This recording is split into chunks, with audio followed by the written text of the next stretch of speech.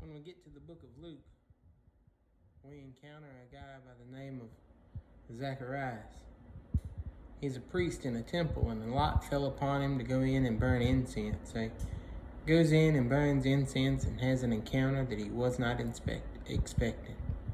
An angel appeared and told him that him and his wife Elizabeth are going to bear a son, and he's going to make ready the path for the Messiah to come.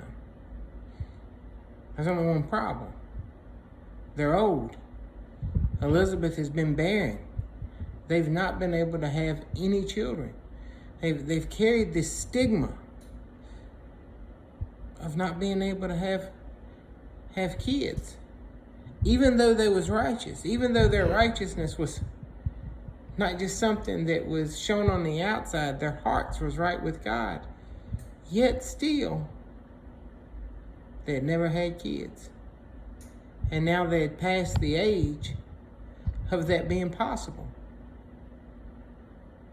So when the angel told him what was about to take place, Zacharias says, "How shall I know this?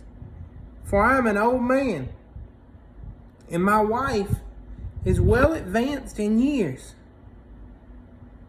See, for a moment, he doubts. He trusts more in his humanly perspective than he does in God's capability.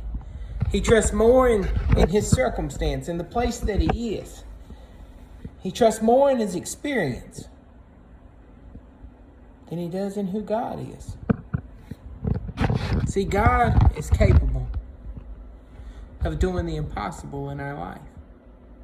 While we can't see it, we don't understand it, we don't know how God's going to work it out, the fact is that doesn't change the fact that he can work it out. Jesus told the apostles if they had faith of a mustard seed, they could say to the mountain to move, and it will move. While things are impossible for us, nothing's impossible for God. Don't forget that no matter how hopeless your situation appears to be at the time, that when God shows up, nothing's impossible. If you know the rest of the story, the angel told Zacharias that he wouldn't be able to speak until his son was born. Sure enough, Elizabeth got pregnant, and when it come time to name the child, she said that they would name it John. No. There's no one in the family named John. We've got to name him after his father. And he wrote it on a piece of paper. His name is John. They didn't understand. And then God allowed him to speak. And what was impossible came to pass. His experience in that moment changed his life forever.